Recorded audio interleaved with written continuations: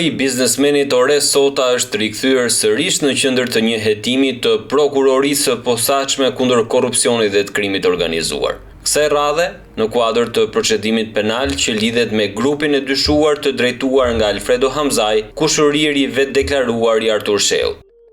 Emri Alfredo Hamzaj, i njohur sipas autoriteteve dhe me identitetin Genz Bedini, është shfaqur prej vitesh në hetime të autoriteteve belge dhe shqiptare si një nga figurat kryesore dhe qendrore të një rrjeti të dyshuar të trafikut ndërkombëtar të kokainës dhe pastrimit të parave. Por le të ndalemi tek dosja e SPAK dhe tek bisedat e shkëmbyera që pretendohen se janë zbuluar.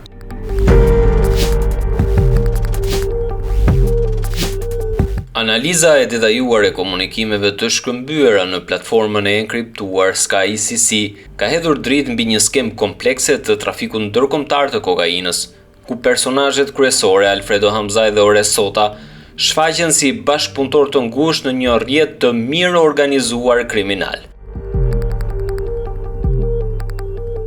Materialet e siguruara nga SPAK nga komunikimet ndërmjet Hamzajt, përdëruesi kodit 7B9 FSE dhe Sotës, përdëruesi kodit A9C3A8, konfirmojnë se Hamzaj vepronte si fornitor kryesor, duke shfrytzuar logjistik të avancuar për trafikimin e lëndëve narkotike drejt tregjeve europiane, përfshirë Greqinë, Italinë dhe Mbretërinë e Bashkuar. Bisedat e ngjashme ai kryen dhe me personin nën hetim Orges Birçaj, ku i kërkojnë lëndë narkotike njëri tjetrit. Ores Sota i ka marrë pagesa të ndryshme nga grupi kriminal dhe ju siguron atyre informacion policor në lidhje me faktin nëse ndaj tyre ka të dhëna për ndjekje penale apo informacione nga partnerët. Në komunikimin mes personave nën hetim, Ores Sota dhe Alfredo Hamzaj flitet gjithashtu për ardhjen e prokurorëve belg në vitin 2020 në Shqipëri lidhur me hetimet e rastit të njohur Toyota Yaris. Ai gjithashtu ka komunikime edhe me personin nën hetim Orges Birçaj në lidhje me këtë veprimtari. Ky fakt thot SPAK mbështetet në komunikimet e shumta që personi nën hetim Ores Sota ka në platformën e komunikimit SkyCC me personin Alfredo Hamzaj dhe konkretisht. Me datën 8 qershor 2020, Alfredo Hamzaj i dërgon disa foto Ores Sotës ku evidentohen foto të shkrepura në një vend me kontenjer. Në vim të fotos Hamzaj shkruan: "Direkt nga Vinçieri vlla, Rotterdam vlla. Po vlla, një punë e vogël, 115. Nga analiza e kësaj bisede, evidentohet me interes të fakti se Alfredo Hamzaj ka kontakte dhe bashkëpunëtor në vende kyçe, të cilët ndihmojnë në realizimin me sukses të trafikut të lëndëve narkotike. Nisur nga fakti se Hamzaj e konsideron si një punë të vogël trafikimin e një sasie prej 115 kg lëndë narkotike, kjo rrethan mund të shihet si një tregues i qartë i fuqisë, aftësisë dhe predispozitës së tij për të realizuar trafik në sasi shumë të mëdha. Ky qëndrim pasqyron jo vetëm nivelin e lartë të organizimit dhe sigurisë që ai ka në ushtrimin e kësaj veprimtarie kriminale, por dhe rrezikshmërinë e shtuar që sjell për rendin juridik dhe shoqëror, duke dëshmuar se kapacitetet e tij shkojnë përtej një episodi të izoluar dhe synojnë një veprimtari të gjerë e të vazhdueshme. Në datën 30 qershor 2020, Alfredo Hamzaj i shkruan Ores Sotës dhe i tregon se është në Stamboll. I pyetur nga ana e Ores Sotës nëse ka ndonjë punë të mirë në Stamboll, Alfredo Hamzaj i përgjigjet me një foto ku duket një sasi e madhe pakosh që dyshohet të jetë kokainë, për të cilat Hamzaj shprehet se do nisen së shpejti. Në datën 3 gusht 2020, Ores Sota pyet Alfredo Hamzajn lidhur me një sasi dhe ky i fundit e informon se janë bllokuar nga dogana për çështje dokumentacioni, por që kanë shpresa se do t'i nxjerrin. Në komunikimin e datës 18 gusht 2020, evidentohet qartë përfshirja e shtetasit Ores Sota në veprimtarinë kriminale të trafikimit të lëndës narkotike. Pasi kërkon t'ia shes Alfredo Hamzajt një sasi prej 11 bukësh dhe për këto të marrë parat në Shqipëri. Nga analiza e komunikimit rezulton se lënda narkotike ndodhet në Rom, Itali dhe paraqet problem ka erdjegjeje. Alfredo Hamzaj bie dakord paraprakisht me Ores Sotën për të dërguar një person që të marrë një mostër, një bukë, por diskutimi vijon lidhur me çmimin pasi Hamzaj nuk pranon ta marrë me çmimin e propozuar nga Sota, duke u justifikuar me faktin se lënda ka erën e djegjes. Komunikimi lidhur me këtë vazhdon deri në datën 25 gusht 2020, ku Alfredo Hamzaj i tregon ores Sotos komunikimin me një italisht folës, i cili thotë se lënda narkotike është shumë sintetike. Një fakt tjetër me interes që evidentohet nga spak nga biseda është se ores Sota kërkon me patjetër të mbledh para, pasi i duhen për një leje ndërtimi. Ku shprehet? Dhe sa lek mundesh të më bësh vetë për këtë më leje, se po paguaj penalitete dhe babajt i mora ato atëherë, lash nam o vlla. Në komunikimin e datës 25 gusht 2020, Alfredo Hamzaj informon ores Sotën se përfundoi një punë të vogël dhe ka fjalën për trafikimin e 20 pakove kokainë. Në vijim i shkruan, ka nisur 80 pako kokainë, por nuk ka të dhëna mbi vendin e nisjes apo destinacionin. Në komunikimin e datës 31 gusht 2020 evidentohet përfshirja e ores Sotës në trafikun e lëndës narkotike në Mbretërinë e Bashkuar. Nga analiza në tërësi e komunikimit, del në pa fakti se ores Sota e merr lëndë narkotike nga Alfredo Hamzaj dhe mëtej e shet në Angli. Kjo mbështetet në mesazhin që ores Sota i dërgon Alfredo Hamzaj. Ku të vejti marri ky ato në Londër, dhe me sa ti them, janë të lara apo jo po mpyet. O vlla, për në Londër, do vej njeriu ti marr ato vlla, dhe 100 është gati njeriu të vejti marri, dhe mallin do të vejta marri që sot ky, i thash janë 3 copa, dhe më pyet me sa, a është i larë dhe nga vjen, mu përgjigj pak o vlla, se janë njerëzit në pritje andej. Me datën 1 shtator 2020, Alfredo Hamzaj i shkruan, sot mbriti malli në Londër, pak më vonë të jap adresën, për pak të shkruaj, sa ti marri në dorë gjërat njeriu im në Londër. Me datën 9 shtator 2020, ores Sota kërkon nga Alfredo Hamzaj një foto të lëndës narkotike në Angli, dhe ky i fundit i dërgon një blok me kokainë të cilën duket pjesa e sipërme e shkronjës B. Pasi Alfredo Hamzaj dërgon foton e lëndës narkotike, ores Sota shpërndan një komunikim me një përdorues Sky ICC me nickname Nof Alnew, i cili i kërkon një mostër nga kjo lëndë. Në komunikimin e datës 26 nëntor 2020, ores Sota pyet shtetasin Alfredo Hamzaj nëse kanë lëndë narkotike për të shitur në shtetin grek, pasi ka kërkuar dikush 25 copa. Në komunikimin e datës 1 dhjetor 2020, ores Sota kërkon nga Alfredo Hamzaj një foto të bllokut të kokainës që kanë përshitje. Me datën 10 dhjetor 2020, ores Sota komunikon sërish me Alfredo Hamzajn dhe e pyet, ore ato i nxorre sot, po pasta u bë gati apo akoma se më kërkojnë njerëzit. Në komunikimin e datës 11 maj 2020 evidentohet me interes fakti se Alfredo Hamzaj zotron vlera të mëdha parash dhe sasi të mëdha lëndë narkotike, të cilat i ndan dhe në bisedën me ores Sotën. Konkretisht, ai dërgon në një bisedë një foto me 900 bloqe kokainë dhe 2 foto, ku sipas asaj që thot vet Alfredo Hamzaj, por dhe janë të dukshme dhe të evidentueshme kartë monedha euro në prerje 500 eurosh dhe 50 euro të lidhura në tufa. Në komunikimin në mëposhtëm, Alfredo Hamzaj i tregon ores Sotës që ka bërë daljen për një person tjetër dhe ka shitur 450 bloqe dhe ka fituar në total 500.000 euro. Gjatë komunikimit, ores Sota shprehet, të shes një 28 TP-ja se donte mall, nuk u more një 70 copa këtyre, u paske bërë tër këtë punë këtyre, dhe ndonjë mall nga këto, a ke marrë shitjen, do më japësh të shes dhe të jap lekët? Se kam kërkes nga TP-ja dhe një Tirancë. Me datën 13 dhjetor 2020, ores Sota e pyet Alfredo Hamzaj, dhe më thuaj të shes një 50 copë nga këto që i ke marrë për të shitur të t'jap lekët se kam kërkes, dhe pastaj kërkon foto të lëndës narkotike. Me datën 14 dhjetor 2020, ores Sota i shkruan, o vlla, shiko të marr mall se e heq dhe të bëj punë dhe ty, merr një çmim për Philip Lane, dhe kur të dalin tonat që ti marr lekët në këtë formë.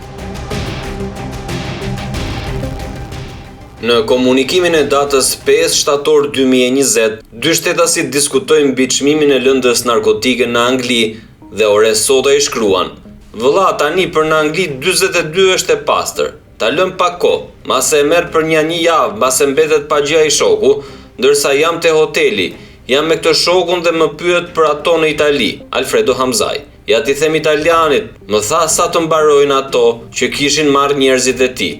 Ore sota. Po për në Angli, Alfredo Hamzaj, javën që vjen nis të tjera.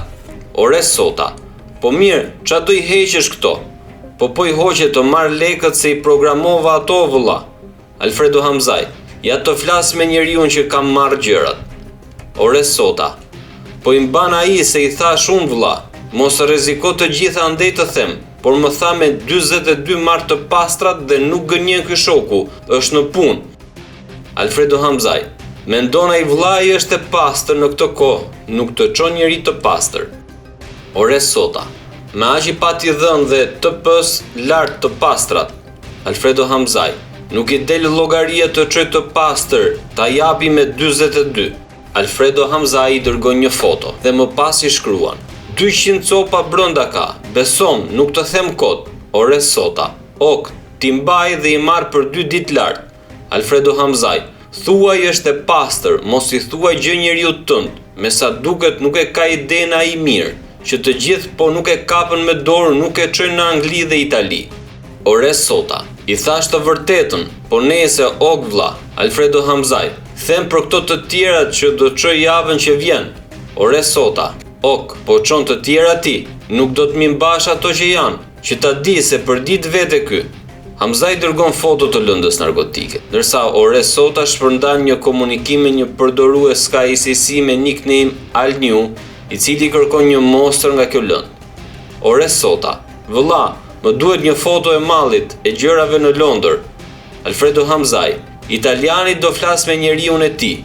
Ore sota, ok, më duhet një foto e gjërave, i thash që janë origjinale. Alfredo Hamzaj dërgon foto dhe pas 5 minutash, ore sota i shkruan se: duket e bërë vëlla, do i çosh një monstër të vogël, qa ti them, ku jeti vëlla? Si pas pak, nuk evidentohet kthim përgjigje nga ana e Alfredo Hamzaj. Në komunikimin e datës 1 dhjetor 2020, ore sota kërkon nga Alfredo Hamzaj një foto të kokainës që kam përshitje dhe ky i fundit i dërgon foto dhe i shkruan që është top malli. Ndërsa në përgjigjet e Alfredo Hamzajt nuk mungon as thumbimi. Ore sota, ke ndonjë foto tjetër se duken të buta këtu? Alfredo Hamzaj, o fshatari i Risilis, po të thash se ishte rrezik t'i bënim të dyja proceset e ndërprem.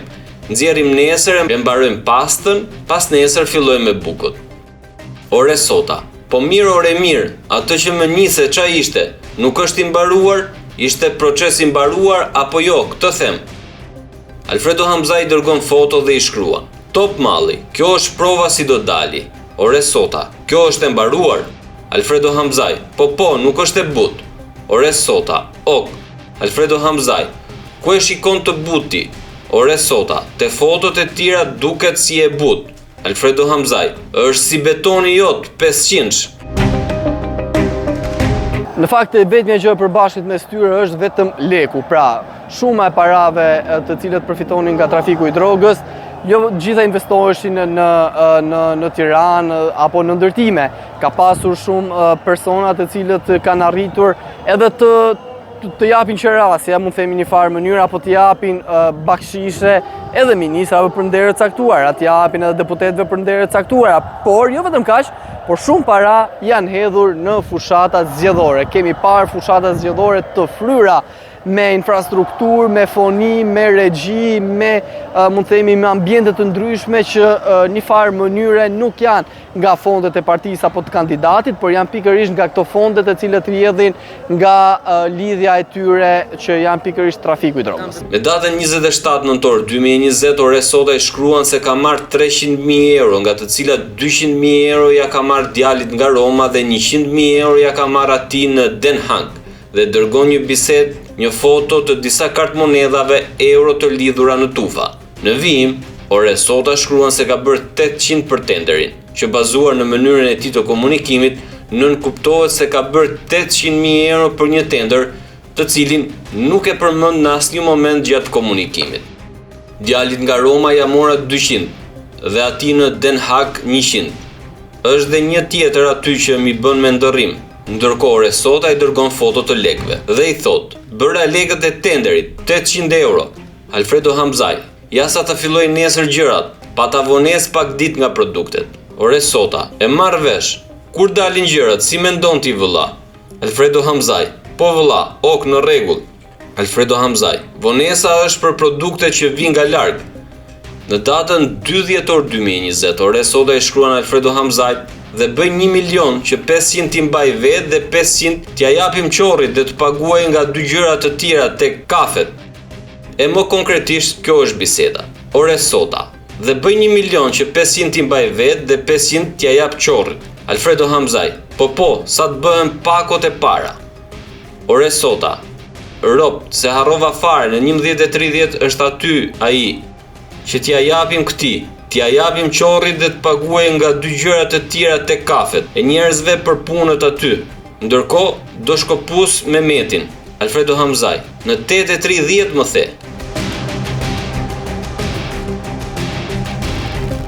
Është e çuditshme në fakt, për shkak se aktiviteti i tyre pastrimit të parave është në Shqipëri, kudo që shkel në Tiranë shef kulla, emra të çuditshëm janë pronar të këtyre kullave, emra të çuditshëm na rezultojnë edhe pronar në zonat bregdetare, tashmë synojnë të marrin edhe malet, por procedimi në Shqipëri në fakt kam përshtymin që do të filloj tani në goditjen së pari me masa sigurie dhe së dyti në marrjen e llogarive bankare. Janë 332 llogari bankare të sekuestruara nga prokuria e posaçme në kuadër të këtij operacioni të grupit Artur Sheut.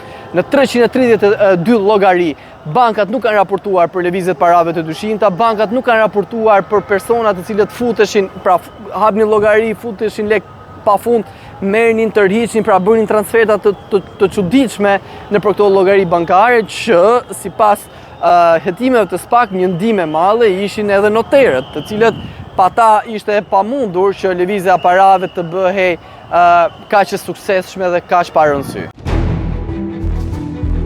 Me datën 10 dhjetor 2020, Alfredo Hamzaj i shkruan ores sotës që lekët i ka në Vlorë dhe se duhet të flas me Adin që i referohen Ardian Zykës. Alfredo Hamzaj, lekët i ke në Vlorë, fole me Adin, ores sota, fola vlla, jam duke vajt ta takoj atë. Lidhur me komunikimin mes shtetasve Alfredo Hamzaj dhe ores sota është evidentuar se në të njëjtën datë me datën 10 dhjetor 2020 sipas porosisë Alfredo Hamzajt, ores sota komunikon me Ardian Zykajn dhe takohen në Vlorë, kjo me qëllim marrjen e një shumë parash të papërcaktuar. Ardian Zykaj, në orën 5 mbasditet e jesh në Vlorë. Ores sota, mirëmëngjes vëlla, ok, këtu jam, ku jeti? Po erdha, 10 minuta, këtu para jam. E datën 20 dhjetor 2020, komunikimi mes shtetasve ores sota dhe Alfredo Hamzaj fillimisht nis lidhur me disa llogaritje që ores sota bën, lidhur me disa pagesa që duhet të bëj dhe shprehet. Kam vetëm hall punën e qorrit dhe të tenderit dhe të pallatit që kam marrë lek këtyre të shtëpisë që të kam thënë kam 3 muaj.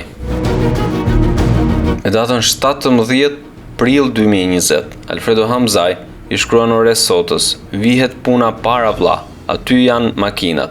Ngë klas çfarë të duash ti të gjem vllaj, me çmim me interes të mirë dhe mbas një viti ta shesësh prap ti marrësh lekët e tua. Në vijim Alfredo Hamzaj shkruan, kjo me ndërtimin që bëj unë shkon 190 euro, në dyqan kushton 225 euro. Ky është një fakt, thot SPAK, që na bën të dyshojmë lidhur me pronësinë e këtij mjeti në emër të këtij të fundit. Alfredo Hamzaj i the do blej guroren vetëm. A ka thënë i hodha lekët aty ky? Pa merak, gati kam bërë 2G. Lekët te gurorja, vihet puna para vlla, aty janë makinat. Nesër i them atij njeriu tim të dërgoj foto më mirë. Luksemburg afër me Belgjikën. Kam folur, pothuajse kam rënë dakord. Disa detaje duhet të ndaj. G63 e di që janë. Detajet do shkoj një njeriu im t'i shikoj. Po, kam të shitur direkt. Duhet të shkoj nga afër ky njeriu tim. Kjo me ndërrim që bëj, unë të shkon 190 euro, në dyqan kushton 225 euro. Vlla, G63 me opsione full duhet të jenë. Nuk mendoj AMG63 mos ketë opsione. Shiko mos bjem dakord të marrë një AMG G63 2020. Të them nesër të shkosh ta marrësh. Ore sota, ku do ta marrësh ore? Me çfarë do e ndorrosh? Alfredo Hamzaj, është me targa zvicre. Me mall, ç'a do e ndorroj? Ore sota, dhe sa kilometra është? Ku është? Alfredo Hamzaj. 15.000 më duket. Po pak ka, ngjyrë e zezë, ore sota, me çfarë vlere vete? Alfredo Hamzaj, 140 euro na shkojnë kostot neve. Po është ok, 210 franga është blerë para 7-8 muajve. Ore sota, okej, në rregull, ku është? Alfredo Hamzaj i nis foto të automjetit. Ore sota, me kë do flas? Alfredo Hamzaj i nis 2 foto të tjera të mjetit. Në datën 12 dhjetor 2020, thot Spak, Alfredo Hamzaj ka shkruar ore sotës. Shiko mos bie dakord të marr një AMG G63 2020. Të them nesër të shkosh ta marrësh dhe më voni thot AMG 63 do marrësh nesër. Lidhur me këtë mjet, janë kryer verifikime mbi pronësinë e tij dhe ka rezultuar se në pronësi të Fortis Beton CO, biznes në pronësi të ore sotës, është një mjet Mercedes-Benz model G-Class vit prodhimi 2020 ngjyrë zezë. Të dhënat e mjetit përputhen me ato që Alfredo Hamzaj i shpjegon personit nën hetim ore sota. Lidhur me këtë mjet janë kryer verifikime lidhur me historikun e pronësisë dhe ka rezultuar se fillimisht mjeti ka qenë i regjistruar në pronësi të Top 7 në datën 9 dhjetor 2020. Mjeti G-Class ka kaluar në pronësi të shoqërisë Met Invest me datën 23/11/2021 dhe në datën 24/11/2021 i ka kaluar në pronësi të shoqërisë Fortis Beton.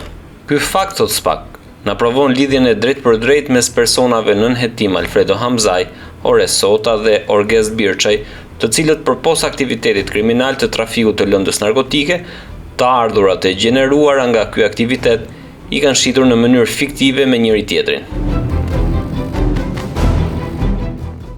Bregdeti i Jugut është pikërisht, mund themi, oazi i trafikut të lëndëve narkotike. Oaz për shkak se investimi atje nuk kryen nëpër kulla, por kryen nëpër vila rezidenciale luksoze. Kisha mundësi më të mirë akses dhe më të mirë të pastrimit të parave, duke shfrytzuar lidhjet në tjetërsimin e pronës dhe duke ndërtuar vila që një vilë ka një çmim të konsiderueshëm të lartë dhe sigurisht pastrimi i parave dhe ndërtimi këtyre vilave ju jep akses që shumë para që ishin cash t'i hidhin atje dhe një farë mënyre t'i pastronin nëpërmjet ngritjes së këtyre vilave. Gjithë zona e Palasës apo gjithë zona Bregdetit të Vlorës është një zonë për cilën fshihen emra të mëdhenj biznesmenësh, por në fakt investimi i tyre rrjedh pikërisht nga trafiku i drogës. Për këtë arsye prokuroria e posaçme ka kryer disa kontrolle në disa vila të Palasës për gjetur dokumentacione, për gjetur fatura, për shkak se atje jo vetëm persona të cilët merren me trafikun e drogës, por shumë deputet, shumë ministra, shumë kriminal kanë arritur të marrin dhe të përvetësojnë një vilë që sigurisht dyshimet janë nëpërmjet kontakteve, nëpërmjet ndereve apo nëpërmjet çokave që u bëi pikërisht këtyre biznesmenëve apo trafikantëve të drogës. Spak thot se përveç të dhënave që përcillen nëpërmjet letër porosive mbi takimet dhe qëllimet e takimeve të personave nën hetim, pjesëmarrës në biznese me njëri tjetrin e veprime juridike të kryera, edhe nga përmbajtja komunikimeve në aplikacionin Sky CC, rezultojnë të dhëna se personat nën hetim, Adrian Rama dhe Elton Mehmeti, janë njohur me personat të tjerë nën hetim Alfredo Hamzaj dhe Ardian Zykaj, nëpërmjet personave të njohur në këtë procedim me emrat Bune dhe Kusho, të cilët provohet të jenë personat nën hetim Arben Ismailaj dhe Artur Shehu. Në bisedën e datës 22/01/2021, mes përdoruesve të Sky CC, Ardian Zykaj dhe Alfredo Hamzaj alias Genci Bedini, ka të dhëna që tregojnë se si janë njohur shtetasit Adrian Rama dhe Elton Mehmeti me shtetasit Alfredo Hamzaj dhe Ardian Zykaj. Sipas përdoruesit, Alfredo Hamzaj ka qenë bunja me Arturin që i kanë prezantuar palet me njëri tjetrin. Personi nën hetim Alfredo Hamzaj i referon personit tjetër ore sota se Arturin e ka kushëri nga nëna e tij. Biseda e datës 5/5/2020 mes Alfredo Hamzaj dhe ore sotës. Alfredo Hamzaj: unë kam Arturin kushëri nga nëna e tij, me mbiemrin Bedini. Shehu është mbiemri i babait të Arturit. Nga komunikimet në Sky CC të shoqëruara dhe me këqyrjet e sistemit Teams, Provohet që personi Adrian Rama ka udhëtuar drejt Stambollit për t'u takuar me personin tjetër, Artur Shehu, në periudhat korrik-shtator 2020. Nga komunikimet që Adrian Rama zhvillon me Elton Mehmetin në datën 7/7/2020, Adriani tregon për një bisedë që ka bërë me një person, i cili sipas pak është personi në nënhetim Artur Shehu. Personi në fjalë i kërkon të mos flas fare në telefon me të, as për lek, as për shtëpi, as për toka dhe as për bunën, por duhet të presa të takohen nga afër. Më pas i thot se pas datës 15 korrik do të jetë në Stamboll dhe i kërkon Adrian Ramës të niset një ditë përpara që ta pres atje.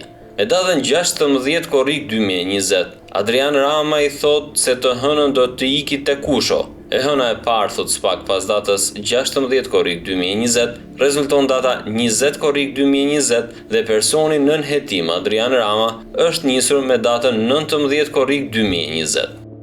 Në vazhdim të komunikimeve midis Elton Mehmetit dhe Adrian Ramës, me datën 15 korrik 2020, ndërkohë që ndodhet në Stamboll, Adrian Rama i thot Elton Mehmetit se po shpreson që personi me të cilin është në Stamboll ta mbyll marrëveshjen me turqit, pasi kjo do të ishte në interesin e tyre, por duhet të presin se akoma janë në bisedime. Gjithashtu, Adrian Rama komunikon me Alfredo Hamzajn se duhet të jenë në Vlorë me shku në Zvërnec, se shkojnë ca miq me pa pronat me gomone.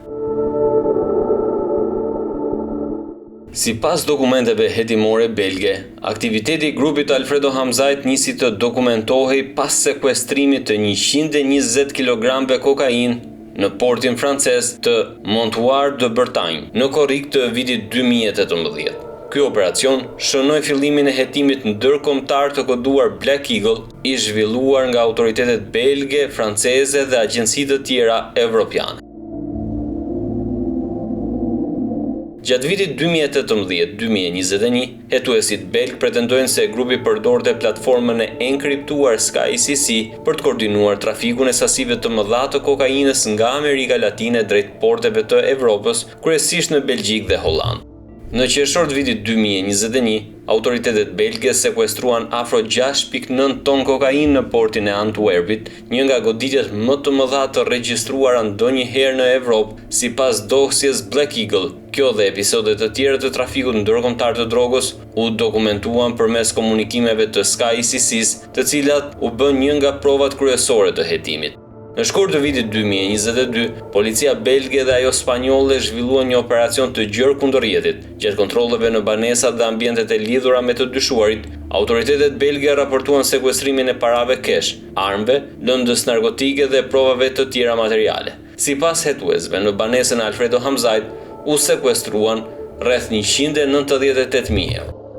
Një moment kyç në këtë çështje ishte vendimi i gjykatës penale të Brukselit, e cila në vitin 2024 e shpalli Alfredo Hamzajn, fajtor në kuadër të dosjes Black Eagle. Ai u dënua me 9 vite burg, gjop dhe konfiskim të pasurive të identifikuara nga autoritetet belge.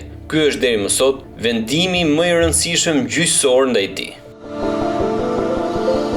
Për opinionin publik shqiptar, kjo nuk është hera e parë që 34 vjeçari Oresota përfshihet në një çështje me interes të lartë.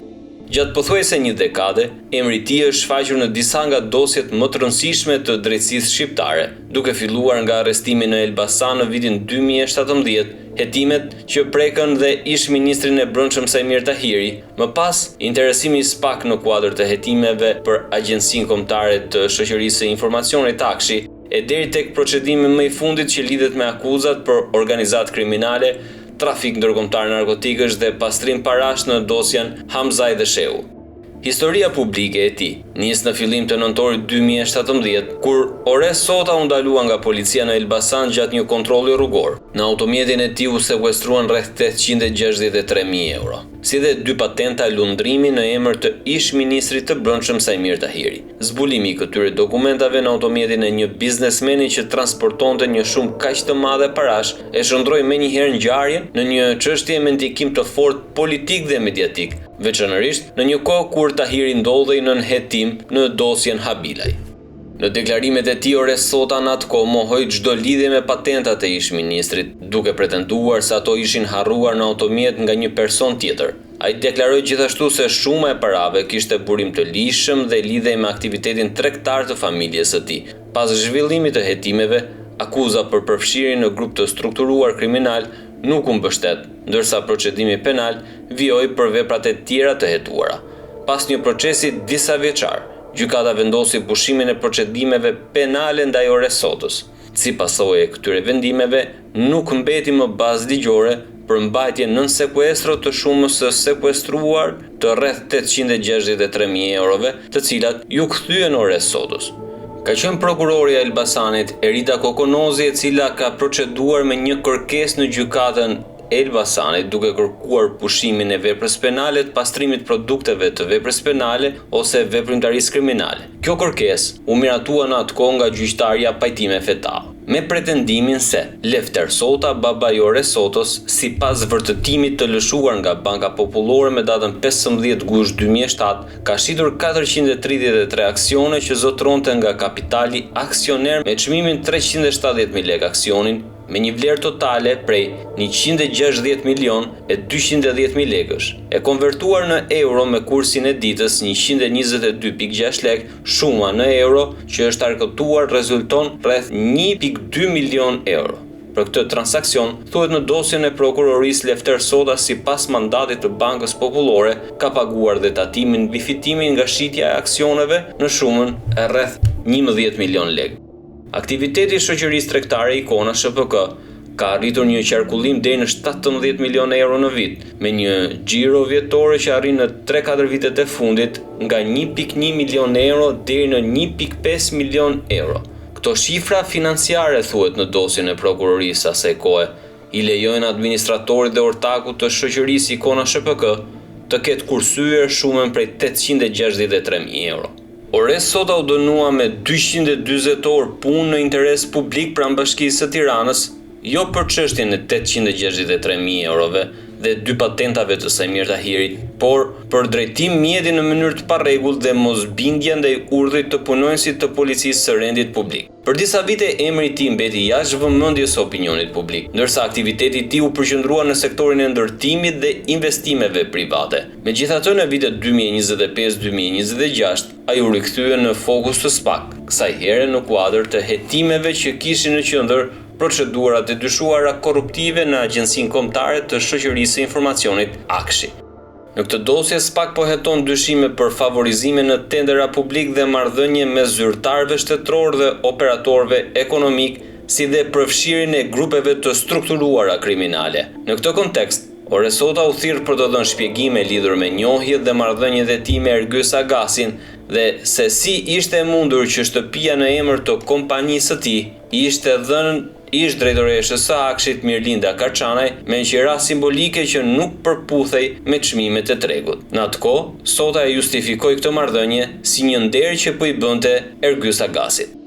Deri në atë fazë, organi i akuzës nuk bëri publike akuza penale ndaj Oresotës në lidhje me këtë procedim, ndërsa marrja në pyetje e tij u zhvillua në kuadër të verifikimeve hetimore. Zhvillimi më i fundit që e riktheu emrin e tij në qendër të vëmendjes lidhet me operacionin e SPAK ndaj grupit të dyshuar nga Alfredo Hamzaj dhe Artur Sheu. Sipas prokurorisë së posaçme, hetimi përfshin dyshime për organizatë kriminale, trafik ndërkombëtar të lëndëve narkotike dhe pastrim të produkteve të veprës penale përmes investimeve dhe aktiviteteve ekonomike në Shqipëri, dhe në këtë procedim penal Oresota është një nga personat ndaj të cilëve është caktuar mas sigurie e ekzekutuar nga policia. Sipas dokumenteve hetimore të SPAK, një pjesë e rëndësishme e dyshimeve mbështetet edhe në komunikime të siguruara nga platforma enkriptuar SkyCC, ku sipas organit të akuzës evidentohen kontakte dhe biseda mes Oresotës dhe Alfredo Hamzajt. Prokuroria i konsideron këto komunikime si pjesë të provave që mbështesin dyshimet e saj. Megjithatë, vlera provuese e tyre dhe përgjegjësia penale e personave të përfshirë mbeten objekt i shqyrtimit gjyqësor.